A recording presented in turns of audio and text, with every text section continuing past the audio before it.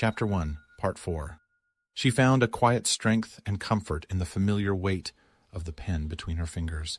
Everything she needed was neatly set out before her. 3 ink pots, each containing a hue favored by Brother Yeri.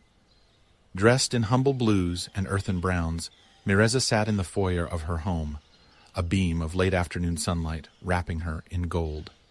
On a black and chestnut lacquered podium lay a copy of the tome from which she worked, both gifts from Brother Yeri.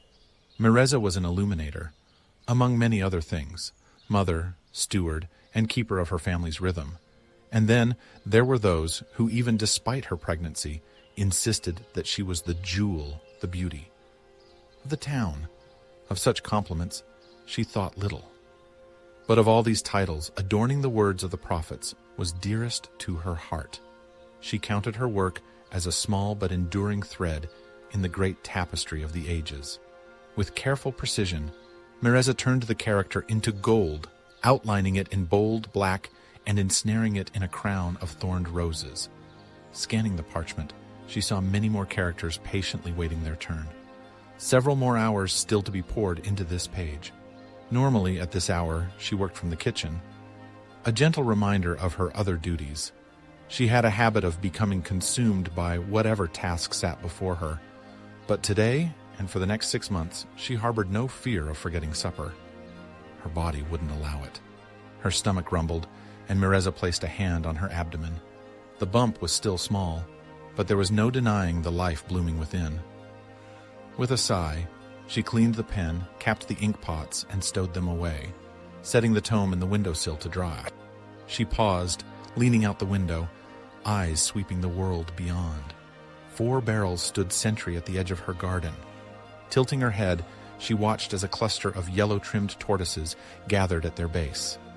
Drawn by the scent of nectar, the ill-tempered creatures fluted the sunny sacs upon their shells as the irises around the barrels waved in the breeze. Timos's chattering voice danced on the wind. And Elira? Mireza rolled her eyes, braiding her long hair into a single amber plait. That girl had better not be back at the Hadak, she thought, well aware of how her husband not so secretly indulged their daughter's adventures. Shaking her head, Mireza resumed the evening rituals with the quiet strength that mothers know too well. Soon, bread baked in the hearth, and the scent of roasting meat coaxed not only Timos indoors, but John, their neighbor's boy, as well. "No, you cannot have a snack," Mireza chided, to her son's disappointment. "But you're eating," Timos whined, eyeing the small hearth cake his mother had been nibbling upon. Mireza adjusted the shawl slipping from her shoulder. "I am growing your sibling, Timos Virellis. Tell you what, if you can find me something that keeps me from feeling neither too hot nor too cold for more than 5 seconds, I'll make you a pie." Timos's expression soured. He looked uncannily like his father when he got upset. "That's not fair. Just listen to your ma," John said, cutting him off. Timos scowled anyways. "But ma, you won't feel normal until my brother is out." Mireza smiled, hand drifting to her belly. "Is that your bet? Your father thinks it'll be a girl." "Not another sister," Timos groaned, his nose wrinkling. Mireza laughed, a sound that filled the kitchen with warmth. At last, Timos asked if they could fetch milk, and with a nod from Mireza, the boys raced off toward the cellars. "Come back at the bell," she called, watching her son vanish into the dusk. Yes, he is the spitting image of his father. The thought filled her with a joy too vast for words. And as for Elira, who knows who that girl takes after, but it's my job to shape her. Back at the cutting board, Mireza worked through the vegetables, pondering over the unspoken questions Elira's gifts raised. As everything neared readiness, the bread cooling, the meat resting, and the sky freckled with stars, Mireza opened the front door and gazed out. A worn path of soft gravel stretched over rolling hills, past moss-covered dikes, over the sloshing river, and into the heart of Cordael. Squinting, as she always did when Raffen lingered late, helping the monks carry their unceasing prayers, she searched the horizon. Hand resting on her womb, she spotted a silhouetted pair walking briskly toward the house. The light pouring from the cottage windows, a beacon, a lighthouse for those who belonged. She sighed, not just in joy, though that was there too, but with a thrill of shared anticipation. Reaching for the dinner bell affixed to the siding of the house, she rang it with vigor. Moments later, she welcomed her husband with arms that remembered his shape. Their lips met. "Keep greeting me like this, and you'll be growing another baby before you know it," Raffen teased, pulling back breathless. Disgusting, Illyra thought, gagging as she slipped past them into the house. She hoped her mother didn't smell the ale on her breath, but one glance, one raised brow, and she knew. Her secret was already laid bare. How do mothers always know? Only once she'd vanished from view did she let her irritation show. Her father's voice chased after her like a gentle curse. "One day you'll marry and understand, my sweet daughter. You think you want one thing, but every dream comes with a hard reality." "I'm setting the table," Illyra shouted back. "One day, huh? Maybe I'll be like Stormkeeper Verith instead, going places, doing things." She paused, catching sight of her mother's illuminations. Her nose lifted slightly. No, this quiet life was not for her. She craved adventure, meaning. With Illyra inside, Mireza took her husband's hand and pressed it to her belly and leaned against the solid strength of his chest. He held her with arms like iron, a mountain she'd once climbed and never wanted to leave. Time had tempered his fire, leaving behind a steady, smoldering warmth.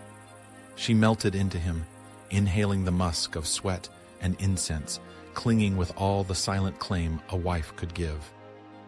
"It's not me who's happiest to see you," she murmured. Raffen's brow furrowed, then lifted in dawning delight. His hand trembled against her belly.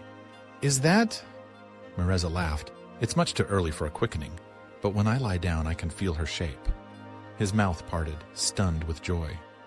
You think—" "Today I do," she whispered, pecking his cheek. "Tomorrow I may change my mind." "Da!" cried a familiar voice.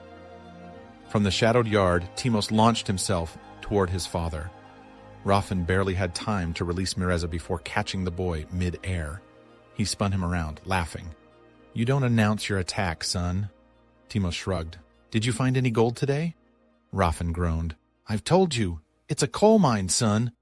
They bantered a moment longer until Illyra's voice rang out, announcing the table was ready. "Come on, you two," Mireza said, ushering them inside and securing the door.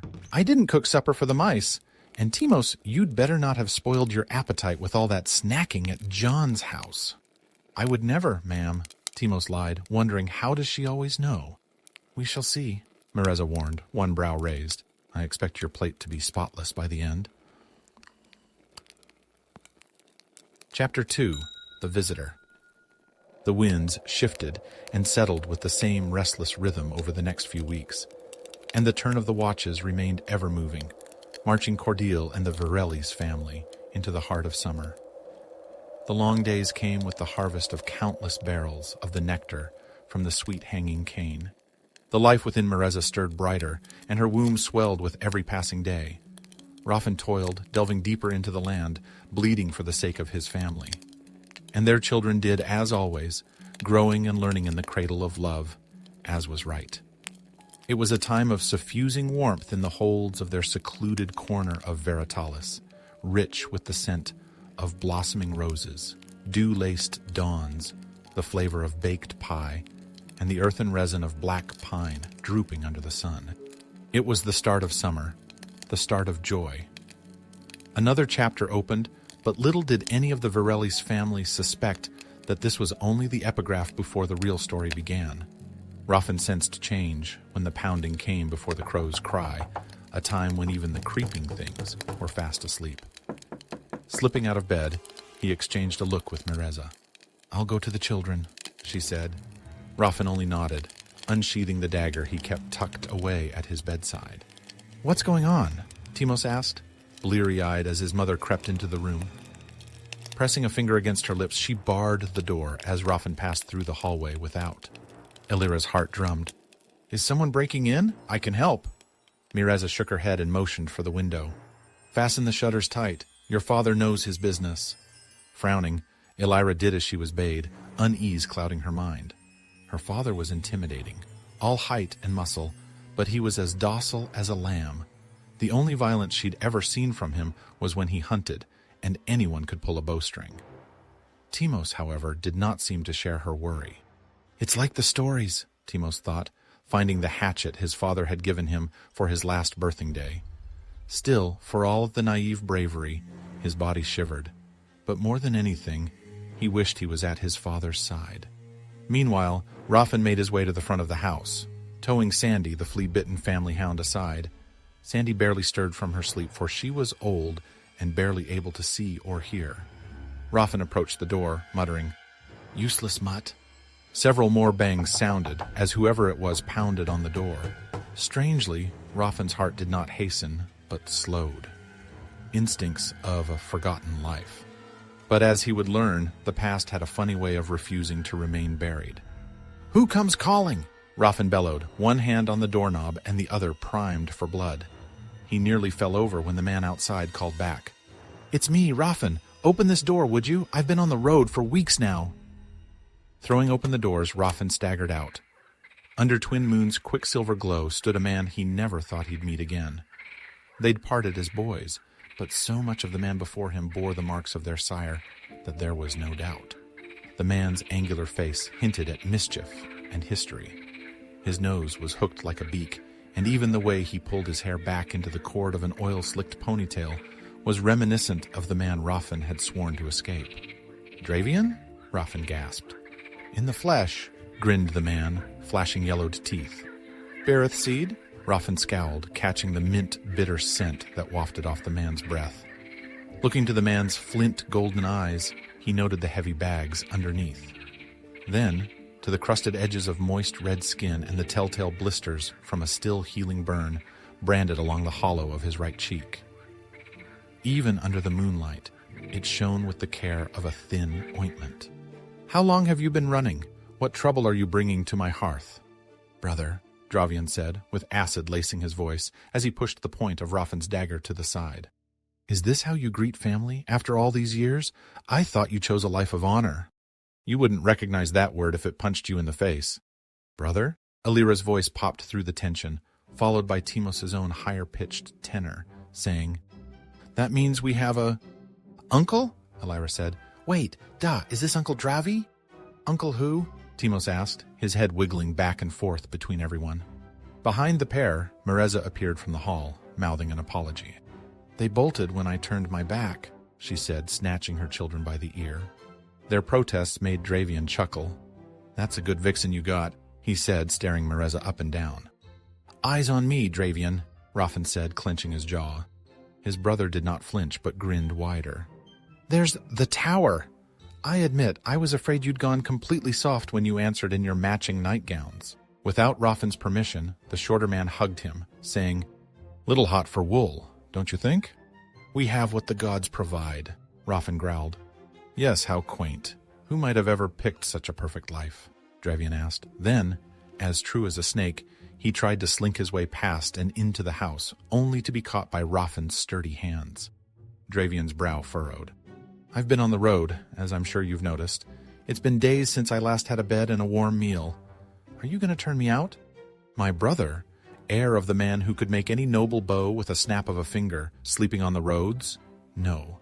Whatever trouble you or father have stirred will not be brought to my hearth." "But he is family," Illyra said. "Besides, you said we always feed a hungry mouth. It's who we are. If we do that for strangers, how could we not for our uncle?" "Girl," Raffen thought with a hiss. But as he looked to his brother's calculating smile, the eager expression on his children's faces, and the reluctant turn of his own heart, he found his tongue too heavy to lift. "I've shook them," Dravian murmured into Raffen's ear. "No one knows I'm here, not even that I came south." Raffen looked at Mereza. Her face was drawn white and her lips pulled into a firm line. "I'll warm up some bread with butter and tea. Come, children." As Miriza turned, golden locks cascaded off her sun-kissed shoulders as she all but dragged Timos by the ear. Dodging her mother's hands, Alira glanced at the mysterious man once more and followed her mother and brother into the kitchen. "At last! Something exciting is happening around here." Once the others had retreated from view, Raffen allowed his brother into the house. Peering outside, Raffen searched the dark landscape and then shut the door tight and locked it fast. For the first time since showing up, Dravian's voice faltered, tinged with something real. "It's been too long, brother. We missed you." We? Raffen asked, a hollow echo, suspicious, bitter. Dravian nodded. Contrary to whatever you filled that thick head of yours with, Father grieved every day that you weren't around. The man's eyes narrowed. There wasn't a day when he didn't remind me of how different I am from you. Skin the witch already. Why are you here? The Magpie's dead, and everything he built now burns. Dravian's voice wavered, but with what? Raffen couldn't tell. Both men stood in silence, but Raffen's walls cracked first. Turning on his heel, he left, only to return a short time later with an amber-colored bottle. Uncorking the top, he took a heavy swig and then offered the spirits over. Taking a large mouthful, Dravian let out a heavy sigh. You stink to high hell, Raffen said. I'd have thought you a liar, a little brother, sleeping in any bed that wasn't lined in silk and a woman's body. How did our old man go? Dravian didn't answer. That bad, huh?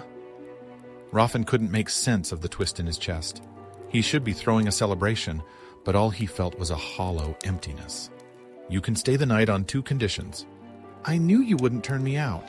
Dravian grinned, a flashback to the past, of brothers who would die for one another, rogues in arms. First, Raffen said, you bathe after eating your fill. Second, you sleep in the barn. Dravian started to protest, but Raffen quelled him with a reminder that roadside ditches still had plenty of vacancies.